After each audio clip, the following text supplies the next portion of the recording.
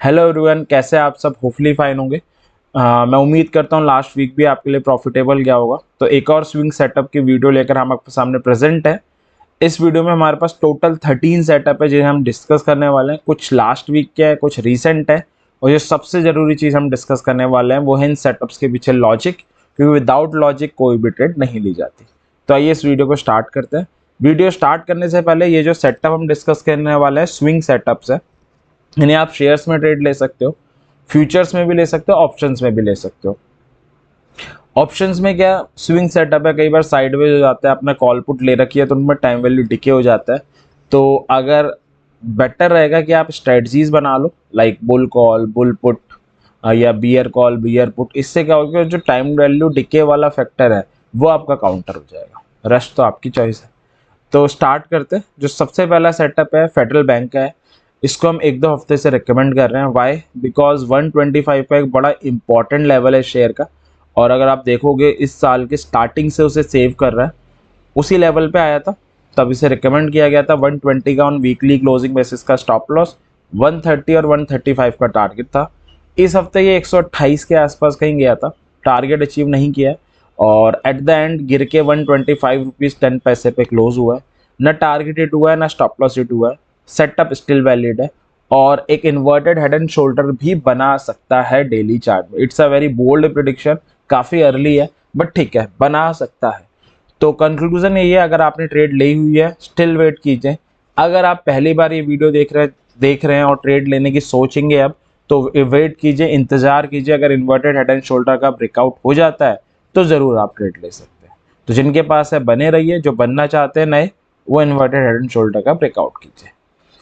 अगला सेटअप है मुथूट। लास्ट हफ्ते इसे रिकमेंड किया गया था। क्यों? बहुत इंपॉर्टेंट लेवल है 1100 का, उसको उसने गेन किया था और सस्टेन करने का ट्राई कर रहा है पिछले 2 हफ्ते से। लास्ट जितने भी इसके अटेम्प्ट रहे हैं 1100 को गेन करने के, वो फेल रहे हैं। और स्टॉप लॉस था 1075 on weekly closing basis. Target है 1149 1175। इस हफ्ते का अगर आप हाई देखोगे, इस हफ्ते का हाई आपका लगा है 1133.9 का। तो ना आपका टारगेट अचीव हुआ है, ना आपका स्टॉप लॉस हिट हुआ है। शेयर कंसोलिडेशन जोन में, शेयर के रिजल्ट भी काफ़ी अच्छे आए थे। तो कंक्लूजन सेम है, अगर आपने ट्रेड ली हुई है बने रहिए, लेना चाहते हैं तो ले भी सकते हैं, नए इंडिविजुअल। सेटअप स्टिल वैलिड है। आगे चलते हैं। अगला सेटअप है टाटा पावर का। 2-3 हफ्ते पहले रिकमेंड किया गया था। क्यों? 200 का एक इंपॉर्टेंट लेवल था, गेन लेवल भी था, उसे इसने गेन कर लिया था और सस्टेन कर रहा था। 13 ईएमए भी था। 200 का एक वीकली क्लोजिंग बेसिस पे स्टॉप लॉस दिया था। 210 और 225 के दो टारगेट दिए थे। इसने लास्ट टू लास्ट वीक 210 का टारगेट अचीव कर लिया था, उसके ऊपर क्लोजिंग भी दे दी थी। तो मैंने ये रिकमेंड किया था कि अब आप 210 को स्टॉप लॉस ले सकते हो ट्रेलिंग बेसिस, 225 का इंतजार कर सकते हो। जिन्होंने वेट किया है, अच्छी बात है। इस हफ्ते हाई है 226 रुपये का। बोथ टारगेट सक्सेसफुली अचीव हो गया। बहुत अच्छा सेटअप था, और मैं उम्मीद करता हूँ आप लोगों ने लिया होगा और डिसेंट प्रॉफिट बुक भी किया होगा। इस हफ्ते दोनों टारगेट अचीव हो गए, तो हम इस ट्रेड को इस हफ्ते क्लोज करेंगे, क्योंकि जो हमारे दोनों टारगेट्स हैं वो सक्सेसफुली अचीव हो गए। ठीक है, अब हम आगे चलते हैं। एसीसी लास्ट हफ्ते रिकमेंड किया गया था। क्यों? 1800 का एक इंपॉर्टेंट लेवल था, उसके ऊपर क्लोज देके सस्टेन कर रहा था शेयर। तो 1790 का ऑन वीकली क्लोजिंग बेसिस का स्टॉप लॉस था। दो टारगेट थे, एक 1850, एक 1900। और अगर आप देखोगे डेली चार्ट में 13 ईएमए पे भी कंसोलिडेट कर रहा था। तो काफ़ी कुछ रीज़न थे। ठीक है, इस हफ्ते का जो हाई है वो है 1867 के अराउंड, सॉरी 1870 का। तो पहला टारगेट तो इसने सक्सेसफुली अचीव कर लिया है, उसमें कोई शक नहीं है। तो और जो क्लोजिंग आई है वो 1837 आई है। 1850 के ऊपर गया ज़रूर, बट वीकली क्लोजिंग बेसिस नहीं दे पाया। तो उम्मीद करता हूँ आपने प्रॉफिट बुक कर लिया होगा। कर लिया तो काफ़ी अच्छी बात है। अगर नहीं किया है, आप सेकंड टारगेट का इंतज़ार कर रहे थे, तो आपके लिए एक बेकार खबर यह है कि 1850 के नीचे क्लोजिंग आई है। जब तक 1850 के ऊपर क्लोजिंग नहीं देगा 1900 नहीं आता। तो आपने प्रॉफिट बुक कर लिया, अच्छी बात है। नहीं किया, इंतजार कर रहे थे सेकंड टारगेट का, मैं हर वीडियो में कहता आता हूँ तभी करिए जब पहले टारगेट के ऊपर क्लोजिंग दे दे।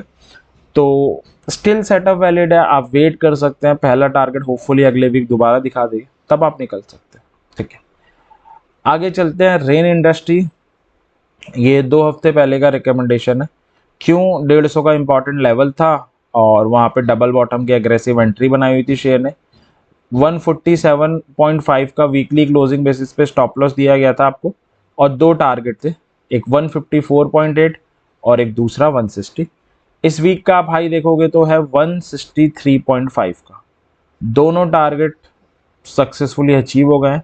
मैं उम्मीद करता हूँ ये ट्रेड भी आपने ली होगी और डिसेंट प्रॉफिट बुक किया होगा। ठीक है, तो दोनों टारगेट अचीव हो गए हैं, तो इस ट्रेड को हम क्या करते हैं, इस हफ्ते क्लोज करते हैं। तो टाटा पावर में भी इस हफ्ते दोनों टारगेट अचीव हो गए, रेन में भी हो गए, एसीसी में एक टारगेट हुआ है। तो अभी तक जो हमने 5 सेटअप डिस्कस किए, इसमें फेडरल और मुथूट स्टिल वैलिड है, इन्हें आप अगले हफ्ते देख सकते हो। टाटा पावर, एसीसी और रेन अब वैलिड नहीं है। आगे चलते हैं, आरती इंडस्ट्री। 500 रुपये का एक इम्पॉर्टेंट लेवल था, एग्रेसिव एंट्री बनाई हुई थी इसमें इसने डबल बॉटम की, तब रिकमेंड किया गया था। 490 ऑन वीकली क्लोजिंग बेसिस का स्टॉप लॉस, 525 ऑन 549 के 2 टारगेट थे। इस हफ्ते का जो हाई है 524.40 का है। ऑलमोस्ट जो हमारा पहला टारगेट है वो शेयर ने अचीव किया है और उसको अचीव करने के बाद गिर गया, अनफॉर्चुनेटली सेलिंग आ गई है और गिर गया है। तो अगर आपने पहले टारगेट में प्रॉफिट बुक कर लिया, इट्स अ गुड थिंग। नहीं किया है, कोई प्रॉब्लम नहीं है, सेटअप स्टिल वैलिड है। आप आने वाले दिनों में इंतज़ार कर सकते हैं, होपफुली टारगेट हमारा जो है वो दोबारा अचीव हो जाएगा। तो पहला टारगेट आ चुका है, दूसरे टारगेट का आप इंतज़ार कर रहे थे तो शेयर गिर गया है, कोई प्रॉब्लम नहीं है, स्टिल डबल बॉटम वैलिड है, 500 के ऊपर है, इंतज़ार कर सकते हैं और अगले वीक जब दोबारा टारगेट आए तब आप बुक कर सकते हैं। और जो नए फ्रेशर इस वीडियो को देख रहे हैं उनके लिए भी आरती इंडस्ट्री का जो सेटअप है स्टिल वैलिड है। अब चलते हैं टीसीएस पे। 3300 का एक इम्पॉर्टेंट लेवल था, 3275 ऑन वीकली क्लोजिंग बेसिस का स्टॉप लॉस के साथ ट्रेड दी गई थी, 3399 का टारगेट था।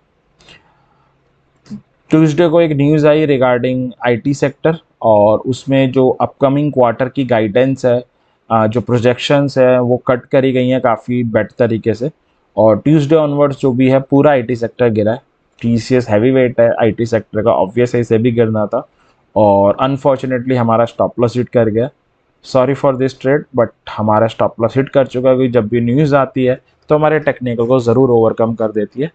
तो ये इस बार का स्टॉप लॉस हिट वाली ट्रेड है, सॉरी फॉर दिस। अगर आप लोगों ने ट्रेड ली थी तो आप लॉस बुक करके निकल सकते हैं।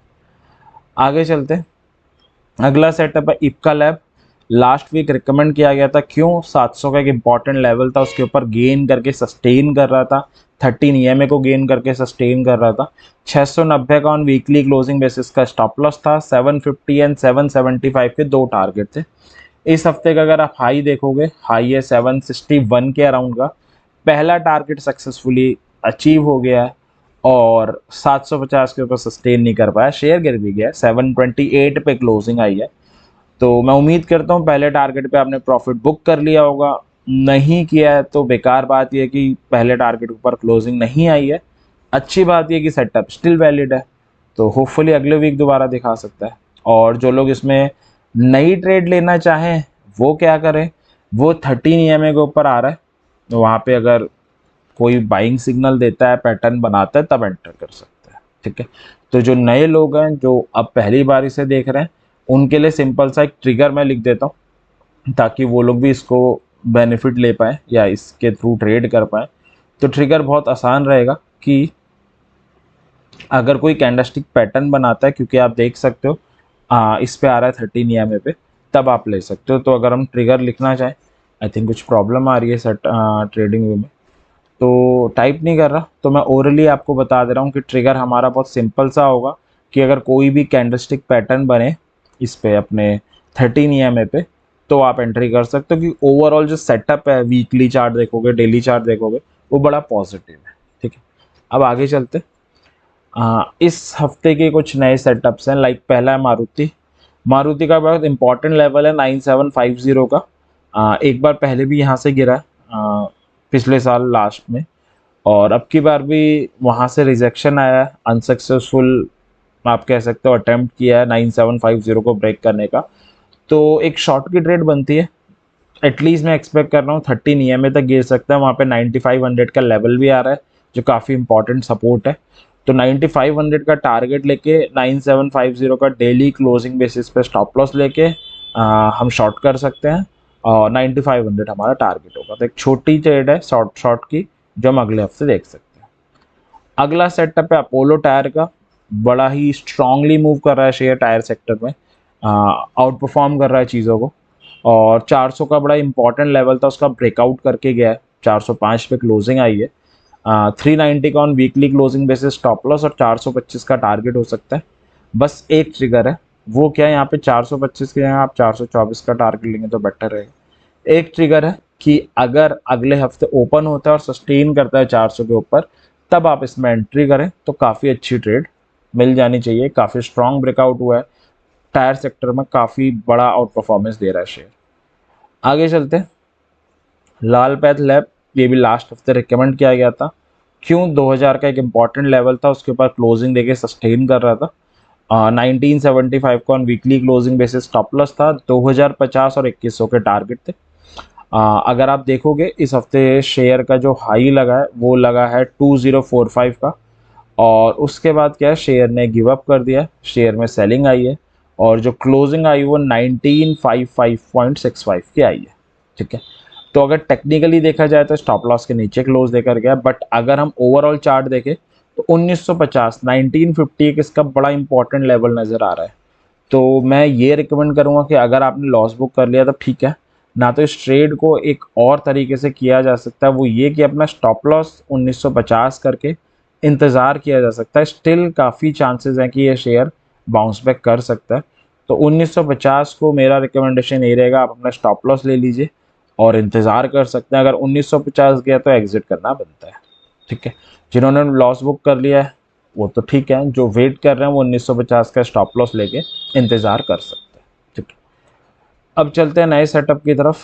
ग्रैन्यूल है, ग्रैन्यूल का 275 का एक इम्पॉर्टेंट लेवल है और 290 से करेक्ट होकर उसकी तरफ बढ़ रहा है। 277 पे क्लोजिंग आई है, तो एक ट्रिगर दे सकते हैं डबल बॉटम की एग्रेसिव एंट्री, क्योंकि इसमें बनने के चांसेस नज़र आ रहे हैं। तो एक ट्रिगर है कि अगर डेली चार्ट में कैंडलस्टिक पैटर्न बन जाता है 275 पे, तो डबल बॉटम की एग्रेसिव एंट्री बन जाएगी, तब इसे ले सकते हैं। अगले हफ्ते 282 300 टारगेट होंगे, 270 ऑन वीकली क्लोजिंग बेसिस का स्टॉप लॉस होगा। तो इंतजार कर सकते हैं, अगर मंडे या किसी भी दिन कैंडलस्टिक पैटर्न बनता है, एग्रेसिव एंट्री बनती है, तो इट्स अ गुड ट्रेड जो आप ले सकते हैं। अब लास्ट सेटअप देख लेते हैं, पॉलीकैब। काफ़ी स्ट्रॉन्ग चल रहा है, मार्केट से कोई मतलब ही नहीं। 2800 से लगातार शेयर में रनअप चालू हुआ है जब से इसने 13 ईयर में गेन किया और चलता ही जा रहा है। 3500 का एक इंपॉर्टेंट लेवल है जो लास्ट हफ्ते इसने गेन किया था। इस हफ्ते सेलिंग आई है, बट फ्राइडे को इसने 13 ईएमए को सेव किया है, 3500 को सेव किया और पियर्सिंग काइंड ऑफ कैंडल बना के गया, जो स्टिल रैली में दिखा रहा है कि हाँ रैली में थोड़ी स्टीम और है, थोड़ी गैस और है और चल सकता है। तो 3500 का इंपॉर्टेंट लेवल है, 13 ईएमए बचा रहा है, पैटर्न बना के गया है, तो एक बाई ट्रेड ले सकते हैं। 3480 ऑन वीकली क्लोजिंग बेसिस का स्टॉप लॉस, 3600 पहला टारगेट होगा जहाँ पे इसका अभी ऑल टाइम हाई भी है, और दूसरा टारगेट 3750 होगा। तो अगर 3600 को ब्रेक करता है तो फिर उसके बाद काफ़ी अच्छा 37500 तक के टारगेट हमें देख सकते हैं। तो ये कुछ सेटअप्स थे इस हफ्ते के, जिसमें कुछ लॉजिक नज़र आ रहा है, जिसमें हम अगले हफ्ते ट्रेड कर सकते हैं लॉजिकल। मैं उम्मीद करता हूँ ये सेटअप अगले हफ्ते आपके लॉजिकल एंड प्रॉफिटेबल ट्रेड करने में हेल्प करेंगे, आपको मोटिवेट करेंगे लॉजिकल ट्रेडिंग करने की तरफ। इसी विश के साथ कि आने वाला वीक आपके लिए प्रॉफिटेबल हो, आज की वीडियो को यहाँ पे रोकते हैं।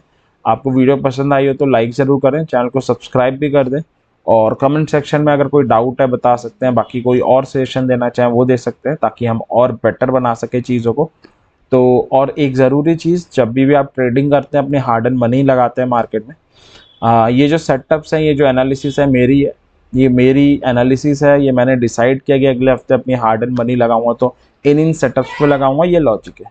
अपनी हार्ड एंड मनी लगाने से पहले एनालिसिस जरूर करें, क्योंकि एट द एंड एनालिसिस आपकी होनी चाहिए, डिसीजन भी आपका होना चाहिए, प्रॉफिट और लॉस दोनों आपके होंगे। तो एनालिसिस जरूर करें, अपना डिसीजन खुद लें, इस एनालिसिस से हेल्प जरूर ले सकते हैं। तो thank you very much, happy trading.